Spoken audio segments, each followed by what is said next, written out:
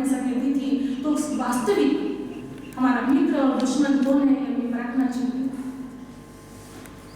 एक बार राजगृह के निकटवर्ती गांव में कुछ एक ब्राह्मण भगवान बुद्ध का उपदेश सुनकर उनके शिष्य बन गए थे, परंतु गुरुकुल पर्वत पर स्थित विहार तरफ जाते जाते उनके मन में घर परिवार के विचार आए उनके मन में। अब देखिए गुरुकुल जो पर्वत है उसको पाली भाषा में गिज्जकुल भी कहा जाता है। गिज्जकुल जो बहुत सी भाषा पाली की और उसको अगर हम बोलचाल की भाषा में बोलते तो बहुत फर्क है। तो इस प्रकार से भारत के जो बिहार राज्य में नालंदा जिले की राजगीर पहाड़ियों में जहाँ महात्मा बुद्ध गिरिकुल पर्वत में हमेशा जाया करते थे, वहाँ की बात है। जब भिक्षु संघ को जो कुछ एक ब्राह्मण थे उसमें और उनको उनके साथ संघ के साथ जा रहे थे, विहार कर रहे थे, उस समय आकाश में बहुत ही घनघोर घटा छाया, काले काले बादल आए और पूरा जो आकाश में पूरी ऐसा लग रहा था कि बहुत ही जोरों की बरसात होगी, पूरे हिल के आए थे। और उस समय भीगने से बचने के लिए ये भिक्षु संघ एक छत का सहारा लेने वहां रुक गए, जहां उन्हें लगा कि यहाँ पानी बारिश से बच सकते करके वहां रुक गए एक छत के नीचे। बरसात के पानी से छत टपकने लगी, बरसात के पानी से छत टपकने लगी। भगवंत कहते हैं उस टपकते छत को देखो कि कैसे वो टपक रही है। कहते हैं कि वो अच्छे तरीके से छती नहीं गई है, बनाई नहीं गई है अच्छे तरीके से, इसलिए वो छत टपक रही है, पानी गिर रहा है वहां से। तो भगवंत ने उनका ध्यान उस ओर आकर्षित कराया। और उसी प्रकार हमारा चित्त है, हमारा मन है, अगर उस मन को संयम में न रखा जाए तो इच्छाएं और विचार, अगर मन को हम संयमित नहीं रखेंगे तो इच्छाएं और विचार हमारे संकल्पों को छेद कर भेद कर हमारे मन में आ जाते हैं।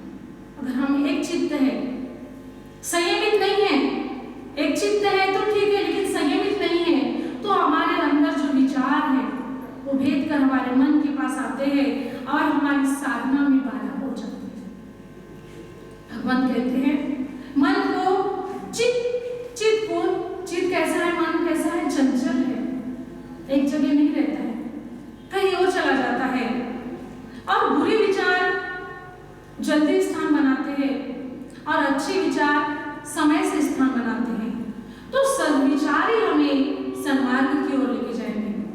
तो उस छत की तरह हमने देखा कि अगर वो अच्छे से छती जाती तो शायद उनमें से पानी न टपकता। वैसे अगर हमारे विचार, हमारा मन अगर शुद्ध हो, एकाग्र हो, तो हमारे मन में बुरे विचार या बहकने वाले कुमार्ग कभी नहीं आएंगे।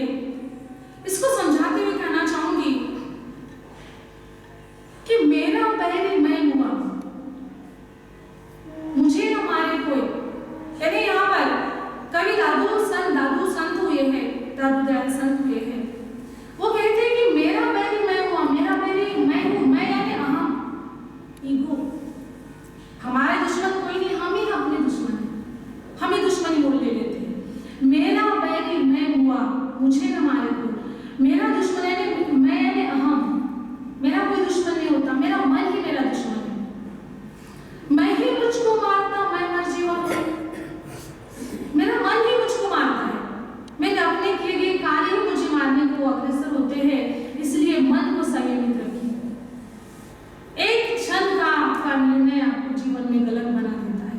जो इतने अपराध क्यों हो रहे हैं, व्यभिचार, ये बुराई, ये क्षण भर के मन में जो विचार और अपराचार आता है, क्षण भर में जो व्यभिचार आता है, क्षण भर में जो कुमार्ग आता है, उससे हमारा मन चित्त न होकर बहक जाता है और ये सारी बुराई निर्माण होती है। इसलिए मन को संयमित रखिए, एकाग्र रखिए। मन के हारे हारे मन के जीत। मन सबसे बड़ा बलवान होता है। अगर आप मन के हारे हारे यानी मन को अगर आपने, जिसको इच्छा शक्ति कहते हैं, अगर वो आपका सबल है तो एक दुबला पतला इंसान भी पहलवान को हरा सकता है।